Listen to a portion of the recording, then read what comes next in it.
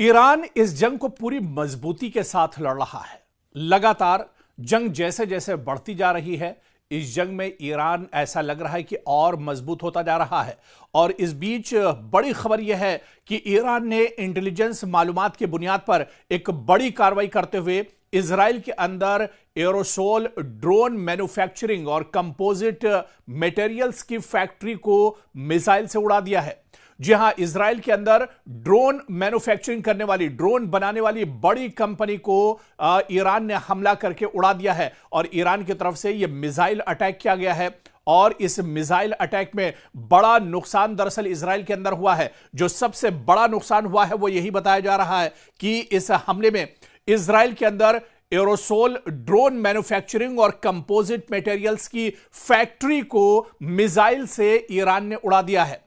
दरअसल यह तंसीब 12 रोजा जंग के दौरान ईरान के खिलाफ हमलों और टारगेट किलिंग में अहम किरदार अदा कर रही थी। यानी इसी फैक्ट्री से जो ड्रोन्स बनाए जा रहे थे इजराइल की तरफ से, इससे पहले जो 12 दिनों की जंग हुई थी, अब इसको दरअसल ईरान ने टारगेट किया है। ईरान ने इसे पूरी तरह से नेस्तो नाबूद किया है और इसे खत्म कर दिया है। और जो रिपोर्ट्स इस वक्त मिल रही हैं, रिपोर्ट्स के मुताबिक इस मिसाइल हमले के नतीजे में इस तंसीब को मुकम्मल तौर पर तबाह कर दिया गया है। जहां पर इजरायली सेना के लिए, आईडीएफ के लिए ड्रोन तैयार किए जा रहे थे और इससे इजराइल के लिए बड़ा झटका माना जा रहा है। ईरान के इस हमले से आईडीएफ की कमर टूट गई है। ईरान ने इजराइल के अंदर एक बड़ी असलहा फैक्ट्री को दरअसल निशाना बनाया है। मशरिक़ वस्ता में ईरान और इजराइल के दरमियान जारी कशीदगी अब एक खतरनाक मरहले में दाखिल हो चुकी है। हालिया दिनों में दोनों जानिब से मिसाइल और ड्रोन हमलों की इत्तलात सामने आ रही हैं, जिससे खित्ते में अदम इस्तेहकाम लगातार बढ़ रहा है।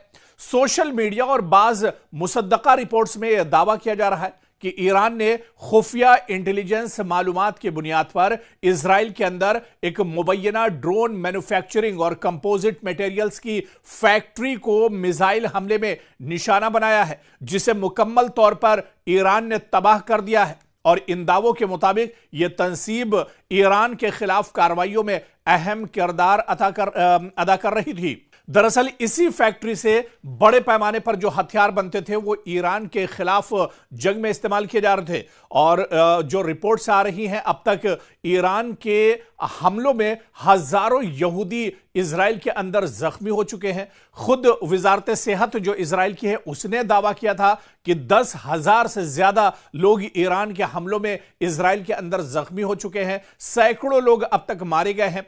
ईरान के मिसाइल और ड्रोन इजराइल के दिफाई निजाम को अबूर करके इमारतों, गाड़ियों और फौजी तंसीबात को बड़े पैमाने पर नुकसान पहुंचा रहे हैं। और यही वजह है कि इजराइल के दिफाई निजाम पर बहुत बड़ा दबाव है, जिसके चलते इजराइल को बड़ा नुकसान हो रहा है, कारोबार मुतासिर हो रहा है। पूरे इजराइल के अंदर फ्लाइट्स रद्द की जा रही हैं, फ्लाइट्स में रुकावट आ गई है, लोग बड़े पैमाने पर इजराइल छोड़ रहे हैं, सिक्योरिटी अखराजात में इजाफा हो गया है इजराइल के अंदर। आईडीएफ के जवान जहनी तनाव के इजराइल के अंदर शिकार हो गए।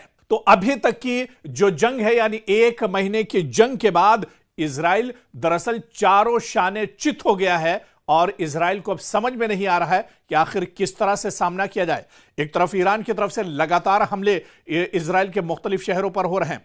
लबनान में हिजबुल्लाह की तरफ से लगातार दायरा तंग किया जा रहा है। लगातार हमले आईडीएफ और उसके जो अलग अलग कैंप और अड्डे हैं उन पर हमले किए जा रहे हैं। हूसी जो मुजाहिदीन हैं उनकी तरफ से इजराइल पर लगातार हमले किए जा रहे हैं।